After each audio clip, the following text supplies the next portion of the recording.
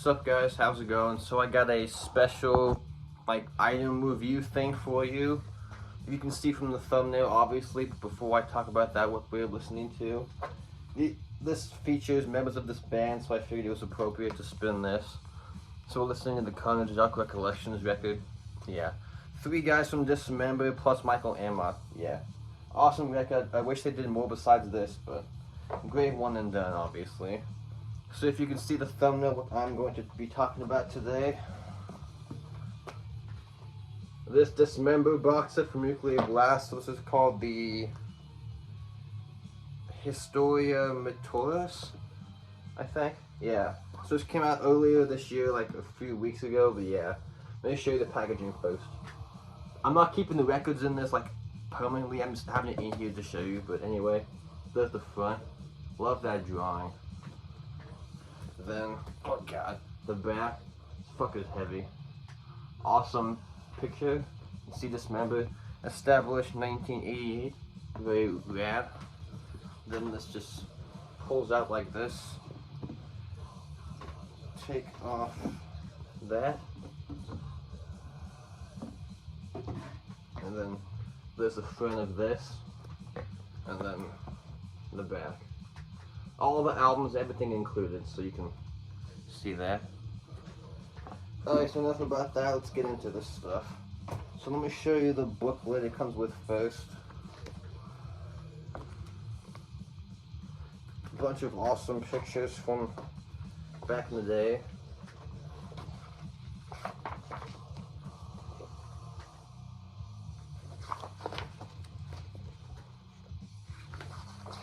My only problem with this box set is the limitation, which I obviously got one, but it is only 1,000, which they could have done like 2,000 or 3,000 and still sold out because albums need to be repressed badly. But they finally announced standalone reissues of the first 3, so hopefully they do the other albums too, but we'll see. So yeah. Awesome flyers. I'm trying to go fast with this, that way I don't get boring. But yeah. More pictures. Yeah, whatever, you get it. So yeah.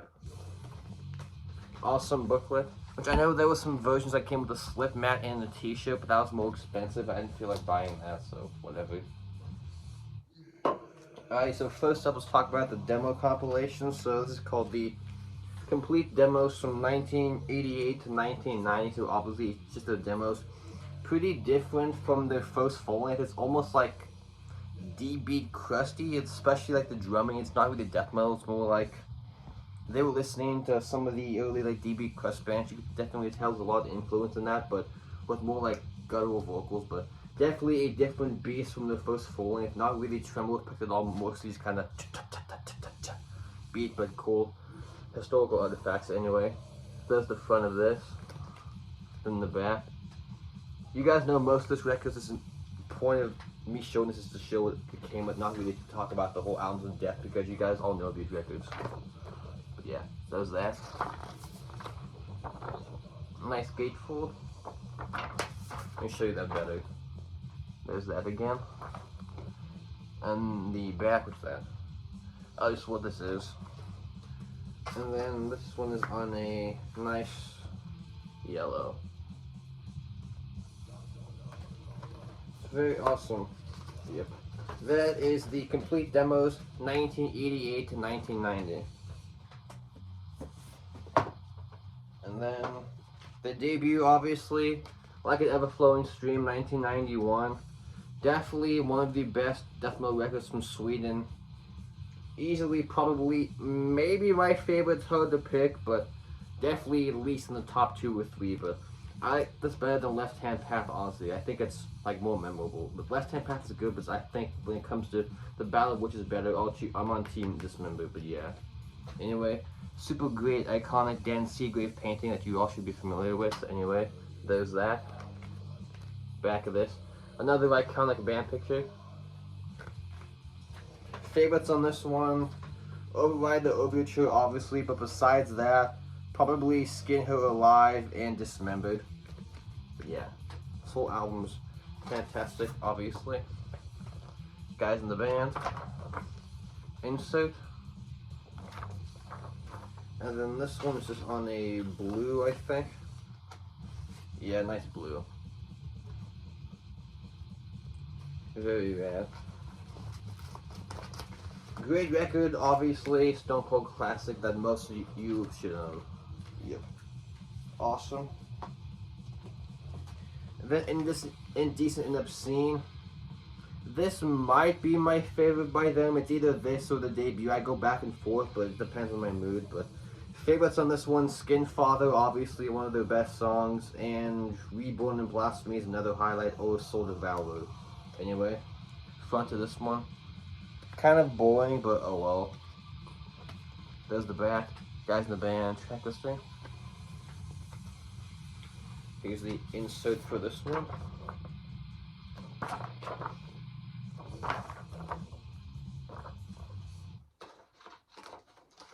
If I didn't say, the debut came out in 1991, this came out in 1993. Yep. And then, I think I fucked up the order of this, but whatever. Pieces EP, definitely one of my favorite releases by them. I think this is 1992, so I should have shown this before that, but whatever. Probably one of their best artworks though, it's so simple but awesome. So this one, when I first got into Dismember, it took me a while to enjoy this because the guitar tone is so like harsh and buzzsaw-y. Well, I wasn't quite used to that when I was first getting into them, but after a while I grew to appreciate it and I love it now. But yeah, favorites on this: I Wish You Hell, the title track, and Soon to Be Dead. But all, yeah, there's 5 songs plus an intro, and all the songs are awesome. So anyway, front of that one, back picture of Jesus. So if you're new to Swedish death metal, you're not used to the guitar tone, do not start here. You probably won't enjoy it at first. It takes a few listens, but I love the harshness. Kind of like what Doug Thorne did on Under a Funeral Moon. Super like buzzsaw-y, nasty sounding. Nice blue again. Very simple. And all of these only came on blue and yellow, so it just depends on which record is the colors, so yeah. Pieces, one of the best EPs in death metal, and one of my favorite EPs in general, so very stoked that came with it. And then I think this record is pretty divisive. I love it, but I can see why some people don't like it. Massive Killing Capacity. Underrated record in my opinion. Sure, you could say they had some like death and roll influence, but I think this totally smokes Wolverine's. I think that album's kind of not very good. This one does that style miles better than that one, but there still are some faster songs like I Saw Them Die, On Frozen Fields, and War Dead are my 3 highlights. But side B is where they got more groovy, so I think side A is definitely like those songs I mentioned, they could totally be on Indecent. But anyway, probably my favorite cover art though. It's so simple, but I like it. It's the simple like War Machine, Battle Dude, which my Dismember t-shirt I have is actually of this album artwork, so obviously that means I love it. Anyway, front of this one, back, again guys, the band, tracks. That picture again, awesome. Lyrics. Kind of like the Warhammer 40k guy that was on the OG press of Realm of Chaos. I almost said in Battle There's No Law, but yeah. And this one on a blue. So underrated record, man. I get why people don't like it. I personally love it. I don't think they have a bad record, but this one is super underrated in my opinion.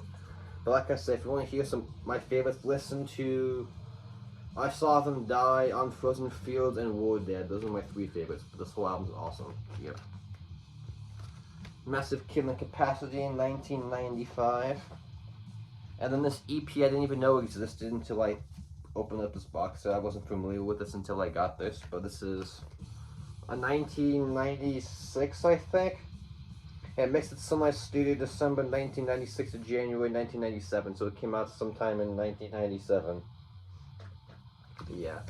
It's definitely, I would say, closer to the style of the next full length than Massive Killing Capacity. It doesn't really have anything more like mid-pace groovier stuff than that was on that record, but anyway, yep. This one's called Misanthropic. Yep. There's the front of that one. kind of like the Punch and Stench artwork maybe, so maybe they had that as an influence for this artwork. But anyway, there's that. The back, the jacks, just 3 on this, so I mean 5, yeah. Awesome. And then where's the insert for this one? What the insert? Now this one has no insert, kind of odd, but maybe it's because there was an EP, so oh well. Nice blue again on this. Very rad.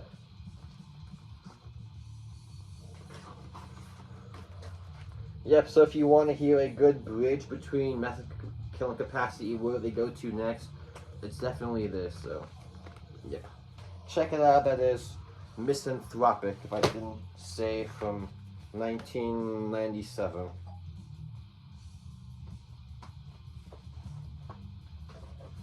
And then the next full-length death metal, kind of a boring album title, but oh well, so this, I think, is where they got their sound that they would go on to have for the rest of their career. They got, I wouldn't call them a melodic death metal band by any means, but they definitely got slightly more melodic than what was on their first couple records, so you could hear them like, it's not like Dark Tranquility, it's kind of like intestine ballism melodic death metal, where it is very straightforward death metal, where it just happens to be a little bit more melodic, if that makes any sense. But yeah, I think this is definitely the start of that. But anyway, front of this one, kind of lame artwork, but oh well. Anyway, there you go.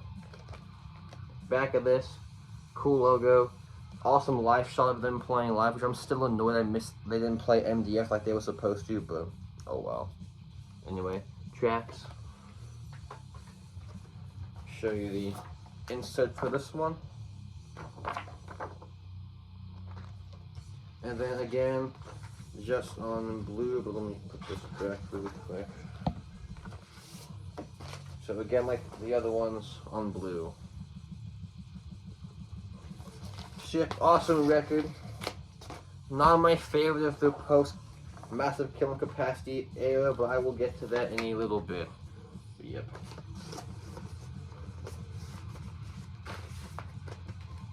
Yep, death metal, 1997. Awesome.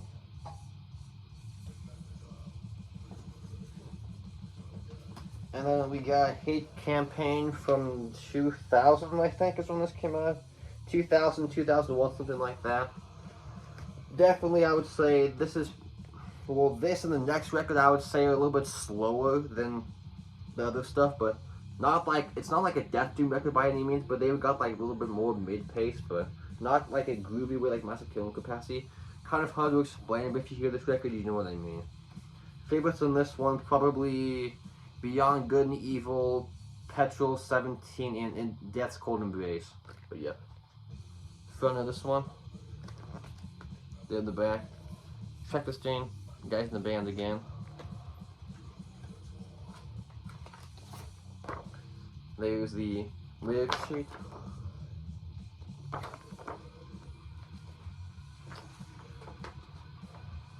And then this one is on a awesome yellow. Very rad.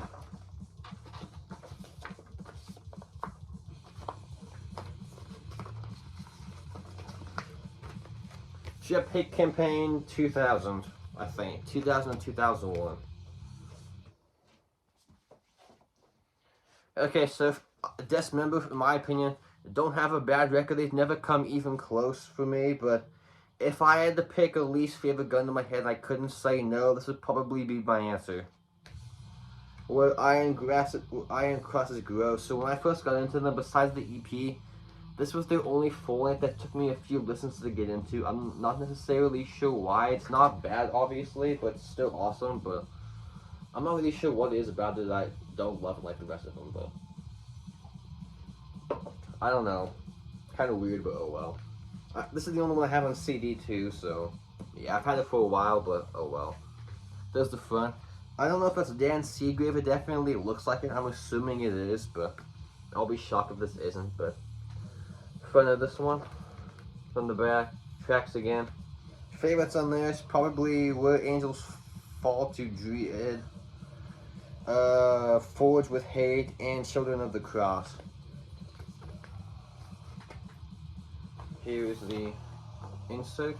Again, guys in the band. Which I know they have all the original members back now, but I think one of the guitarists left after death metal, I think. Yeah, he wasn't on Hate Campaign. He left after death metal and he came back when they got back together a few years ago. Yep. Awesome. Great record, just not one of my favorites. And then this one is my favorite of everything they've done after Massive Killing Capacity. I think this record is fucking awesome. And I think another underrated one.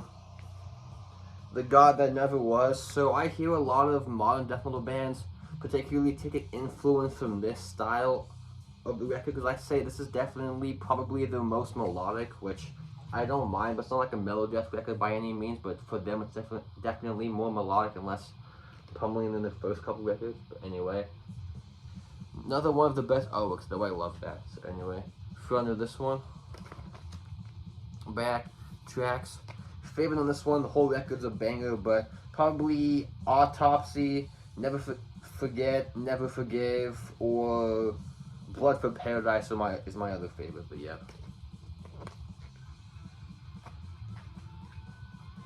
This should have been pressed on blue though, because it would have matched the cover art, but that's just me nitpicking, I guess.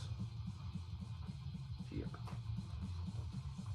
Sweet yellow. And then here's the insert. Which you probably can't read that, I haven't shown this for some reason, but oh well.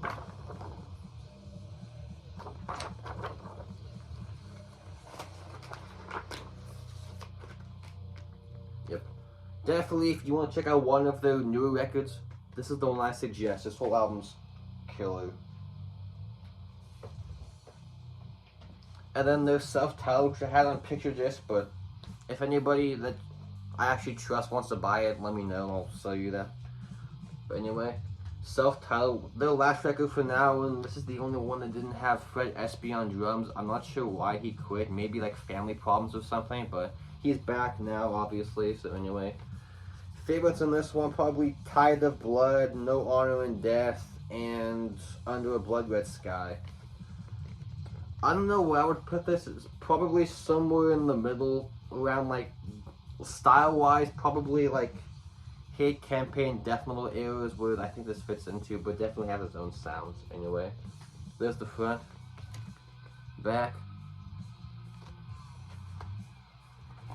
Here's the insert.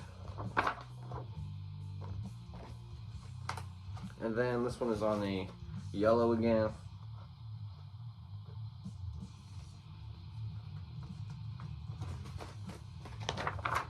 So this came out in 2008, I think. Cause I want to say The God That Never Was 2006. I think this was 2008 or 2009, but I don't remember exactly. So yep. It would be cool to see another record, but honestly, I would only want them to do a new record if I knew it was going to be good. I wouldn't want them to be one of those bands where they come back after a while and put out a shitter. I'd rather have them do nothing and just play live and put out a bad record. But that's just me. And then the last thing included in this box is this thing called the Rarity. So like, kind of unreleased tracks, which some of them are honestly not very good. They're alright, but I don't know. Definitely, I guess they chose the right choice putting out what songs they released and what songs they didn't, but anyway. Front of that one. The back. Cool skeletons though, awesome. I love that simple thing. That'd be cool in a t-shirt. And then again, another yellow. That'd be cool in a shirt too, I'm gonna show you that better. I want a t-shirt with that design and the Dismember logo on it, that would be rad. And then this is coming with the finished sleeve. Nope, no Leo sheet for this one. Maybe they didn't know what the lyrics were. Yep. Historia Matoris, the Rarities. Not mandatory, but still cool if you're a completist. Alright, that's it. I know this is kind of a shorter video, but I mean, you should all know these records anyway, so I didn't really feel like I need to go into detail because they're a very well-known death metal band, so there would be no point in me explaining all of them in super detail, so yep. thanks for watching. In my next video, I'm probably gonna do like a favorite thrash albums video, which I talk about thrash a bunch, but I've never done a video describing my favorites, so I'll probably do that next. I'm not sure when, but be on the lookout for that. And if this box gets a repress, definitely jump on it if you can. It's super nice quality, definitely worth the money. So thanks for watching, guys. Take care, peace out, death metal on.